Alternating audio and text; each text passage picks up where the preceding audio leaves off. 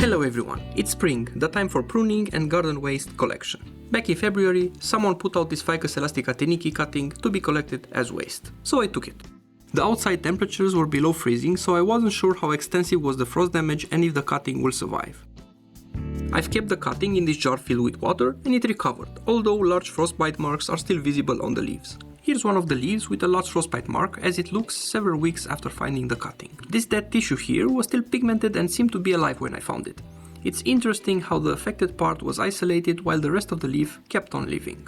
This leaf has the most extensive damage, but I kept it nevertheless as the unaffected parts can still provide the energy required to produce roots. Although it's been sitting in a jar for almost a month, with the water being replaced with fresh water each week, signs of rooting are just barely visible on the cutting. So it's time to pot this cutting and watch it come back to life. I'll be planting the Ficus elastica cutting in this basic nursery style pot. First I'm filling the pot with a well-draining soil mix consisting of perlite, vermiculite and potting compost. Before planting the cutting, I'm going to cut off its lower end since it looks like it was also affected by frost. Next, I'm making a hole in the soil and set the cutting in the pot so that it sits nice and straight.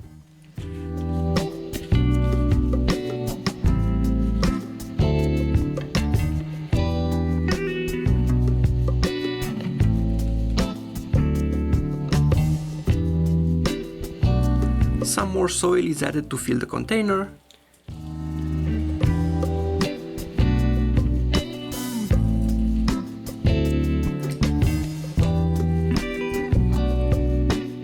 And then I make sure the cutting is sitting firmly in the pot.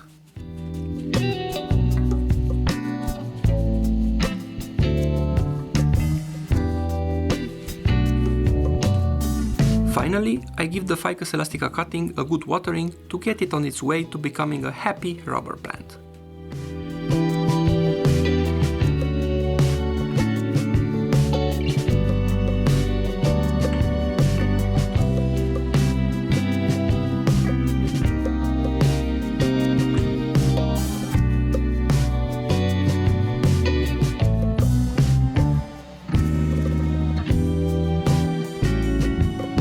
Weeks later, it looks happier with its leaves not drooping anymore and you can even see a new leaf emerging.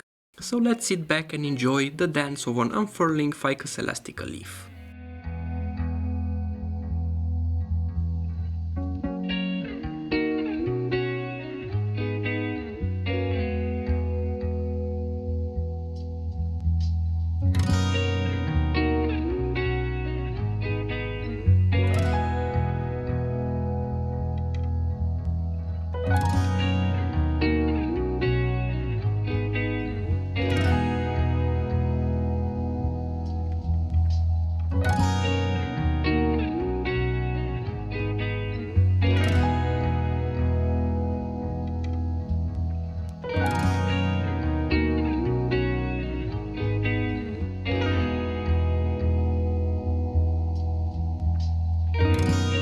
Here's my Ficus elastica Tineke a little over 1 month after planting.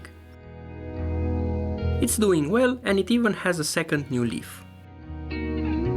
With its nice variegation and rather large leaves, it will certainly make an odd bonsai. So look out for future updates as I will try to train this rubber plant into a Ficus elastica bonsai. This was all for now, thank you for watching and see you in the next odd bonsai video.